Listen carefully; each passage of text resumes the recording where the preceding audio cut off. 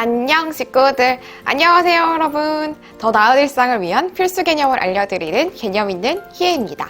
여러분, 제가 한 주를 쉬고 이렇게 산뜻하게 새로운 모습으로 찾아왔습니다. 잘 지내셨나요? 이번 영상에서는 구독자 중에서 상당 비율을 차지하고 있는 직장인분들 그리고 예비 직장인분들이 상식선에서 꼭 알아두셨으면 하는 개념, 바로 월급날의 비밀에 대해서 알려드리려고 합니다. 예전에 저도 한때는 직장인이었잖아요. 제가 직장인일 때 신입사원 후배가 저한테 이런 질문을 던진 적이 있어요. 선배님, 우리는 월급을 25일에 받는데 이 25일은 지난달에 일한 건가요? 아니면 이번 달에 일한 건가요? 만약에 이번 달에 일한 거면 아직 5일이 남았는데 벌써 월급을 줘도 되는 거예요? 어떤 방식인지 궁금해요. 이런 질문을 주신 적이 있는데 다행히 제가 은행 근무를 한 경력이 있기 때문에 자신 있게 답변을 드렸던 이렇게 선배의 위신을 좀 잃지 않을 수 있었던 기억이 있는데요. 오늘 영상에서 바로 그 비밀, 그 유래 등에 대해서 알려드리도록 하겠습니다. 오늘 영상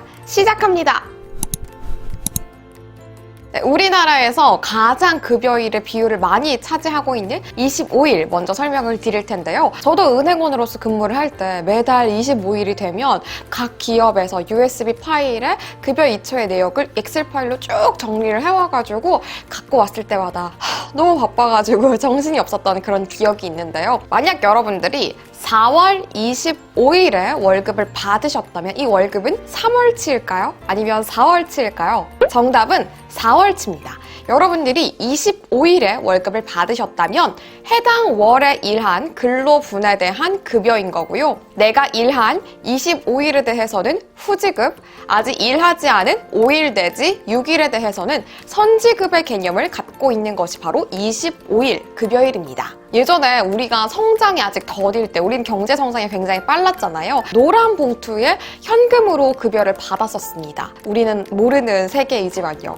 그런데 이때 한 대형 시중은행에서 그 은행의 직원들에게 월급을 25일에 줬다고 해요. 근데 이게 왜 영향을 미치느냐? 그렇게 우리가 경제 성장이 더딜 때 은행에 찾아가서 현금을 뽑으려고 하거나 이체를 할 때에도 우리 오늘은 현금 없으니까 내일 오세요 하는 지금은 상상이 안 되는 그런 일들이 있었다고 해요. 그래서 대형 시중은행이 은행원들에게, 직원들에게 급여를 주기 위해서 매달 25일 전후로는 현금 보유량을 굉장히 빵빵하게 많이 갖고 있다는 것이 소문이 나면서 다른 기업들도 그러면 우리도 25일에 직원들한테 급여를 주면 우리 직원들한테 현금으로 급여 주는 데 전혀 문제가 없겠다. 우리도 25일에 주자라고 이렇게 조금씩 정착이 되면서 굉장히 많은 비율의 기업들이 25일에 급여를 주기 시작했다고 합니다. 지금이야 현금으로 받지 않고 보이지 않는 숫자 노름으로 계좌 이체가 이루어지지만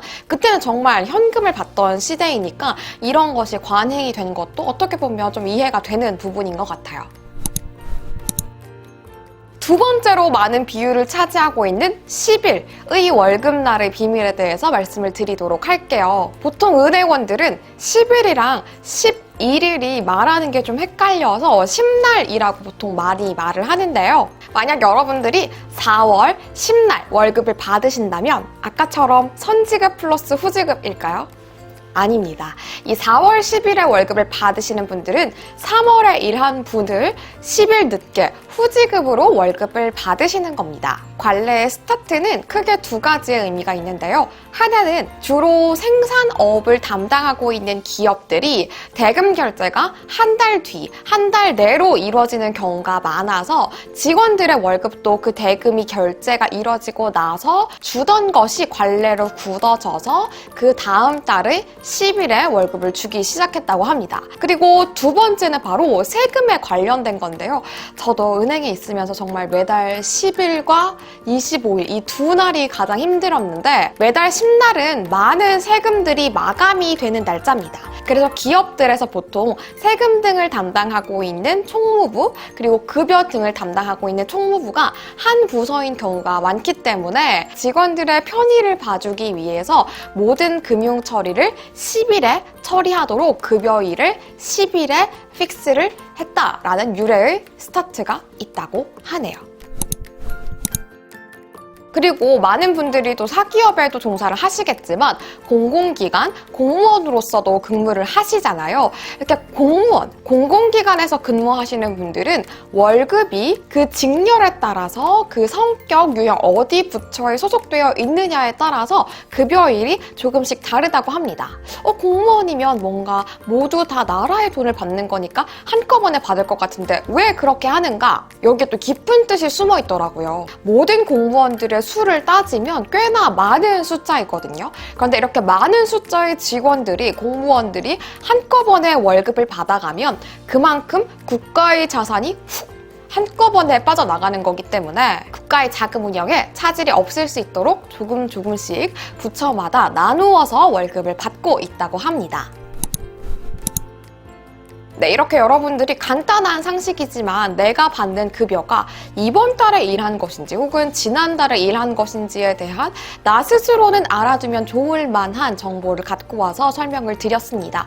제가 이렇게 대표적인 예시만 설명을 드렸기 때문에 내가 속한 월급날은 희인님이 말해주지 않았어 라고 속상해하지 마시고요. 대략적인 유추가 가능합니다. 10일 이전에 받으시는 분들은 대부분 이 전달에 일한 후지급이고요. 25일 전후로 받으시는 분들은 대략 선지급과 후지급에 더한 방식이라고 생각을 해주시면 되겠습니다. 네, 그럼 오늘도 제 영상 봐주셔서 너무너무 감사하고요. 우리는 다음 영상에서 더 나은 일상을 위한 필수 개념 또 재미있고 유용하게 또 만나도록 해요. 구독과 좋아요 잊지 마세요. 안녕!